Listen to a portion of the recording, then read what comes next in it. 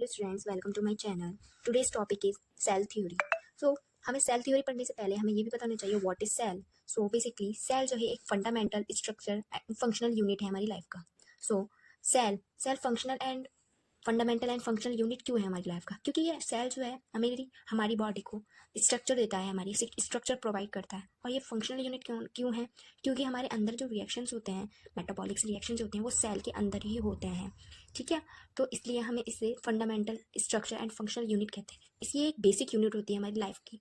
अब सेल जो है सिंगल सेलुलर भी होते हैं और मल्टी सेलुलर भी होते हैं। मीन्स सिंगल सेलुलर मतलब कि यूनिसेलुलर। अब ये यूनिसेलुलर क्यों होते हैं? क्योंकि ये यूनिसेलुलर क्या होता है, ये इंडिपेंडेंट एग्जिस्ट करते हैं, किसी के ऊपर डिपेंड नहीं होते, और ये परफॉर्म करते हैं असेंशियल फंक्शंस। मीन्स बहुत ज़रूरी फंक्शंस जो होते हैं हमारी बॉडी के अंदर हमें जीने के लिए, वो सब चीज़ें ये परफॉर्म करते हैं हमारी बॉडी के अंदर।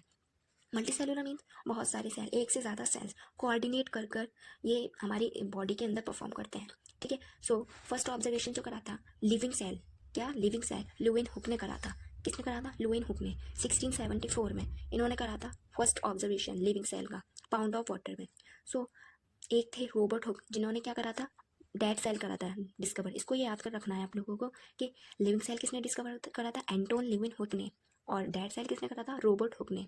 सो अब आते हैं हम न्यूक्लियस के बारे में। न्यूक्लियस किसने डिस्कवर करा था? रॉबर्ट ब्राउन ने 1838 में। अब सेल थ्योरी, अब आते हैं हम अपने टॉपिक पे। Cell theory, cell theory 12th theory जो दी थी, डिस्कवर करी थी, वो दो साइंटिस्ट थे, शेलेडिन एंड श्वान। इसकी प्रोनाउंसिएशन अलग हो सकती है, हम कुछ भी बोल सकते, कुछ भी नहीं बोल सकते, लेकिन प्रोनाउंसिएशन भी गलत हो सकती है, तो आप करेक्शन कर लिएगा। शेलेडिन एंड श्वान, शेलेडिन जो थे इनका पूरा नाम था मैथियस शेलेडिन। सो अब बहुत लोग कंफ्यूज होते हैं कि ये कौन से जर्मन साइंटिस्ट थे, कौन से ब्रिटिश साइंटिस्ट थे, तो आज हम बताते हैं। मैथियस शेलेडिन जो थे ये जर्मन बॉटनिस्ट थे, और श्वान जो थे ब्रिटिश जूलॉजिस्ट थे। अब आते हैं, हम बात करते हैं मैथियस शेलेडिन की। इन्होंने जो ऑब्जर्वेशन करा था, कब करा था? 1838 को करा था। किस पे करा था? इन्होंने ऑब्जर्वेशन करा था प्लांट्स पे। बॉटनिस्ट थे तो प्लांट्स पे ही करते, तो इन्होंने क्या देखा, ये कंपोस्ट होते हैं, अलग अलग प्लांट्स जो कंपोस्ट होते हैं अलग अलग सेल्स के, अलग अलग सेल से कंपोस्ट होते हैं, और ये सेल्स जो होते हैं टिश्यू बनाते हैं, टिश्यू से ही हमारी प्लांट्स बन जाते हैं। इन्होंने ये ऑब्जर्वेशन करा था। अब आते हैं हमारे श्वान। श्वान ने कौन थे? ब्रिटिश जूलॉजिस्ट थे। इन्होंने क्या करा था? 1839 में ऑब्जर्वेशन करा था। किस पे करा था? ह्यूमंस पे करा था, एनिमल्स पे करा था। क्या करा था इन्होंने? क्या देखा कि सारे एनिमल्स जो होते हैं वो कंपोस्ट होते हैं सेल्स से। अब इन्होंने रिपोर्ट क्या दी थी? इन्होंने रिपोर्ट दी थी कि सेल्स जो होते हैं, सेल्स की जो आउटर लेयर होती है वो बहुत ज़्यादा थिन होती है, और वो किसकी बनी होती है? प्लाज्मा मेम्ब्रेन की बनी होती है।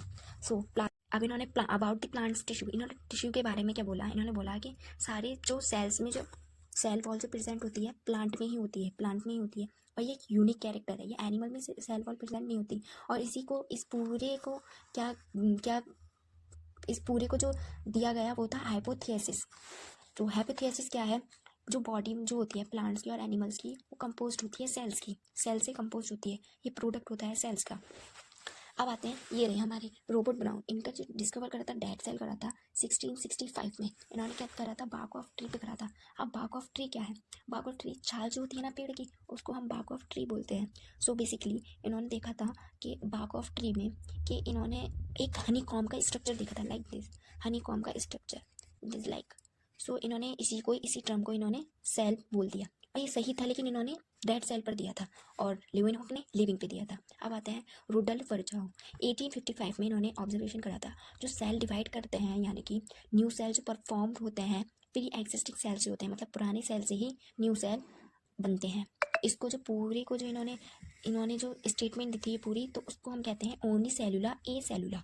अब आते हैं शेलेडिन, श्वान और रडल्फ वर्चाउ, इन तीनों को मिलाकर हम बोलते हैं हाइपोथियासिस। अब हाइपोथियासिस क्या दिया, क्या था? ये सारे जो लिविंग ऑर्गेनिज्म होते हैं वो किससे बने होते हैं? सेल से बने होते हैं, और प्लांट्स भी, और ये प्रोडक्ट होते हैं सेल्स के। अब और क्या दिया था इन्होंने? सेकंड दिया था, सारे जो सेल्स होते हैं वो बने होते हैं प्री एग्जिस्टिंग सेल से।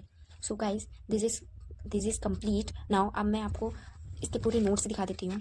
So that's notes. Thank you.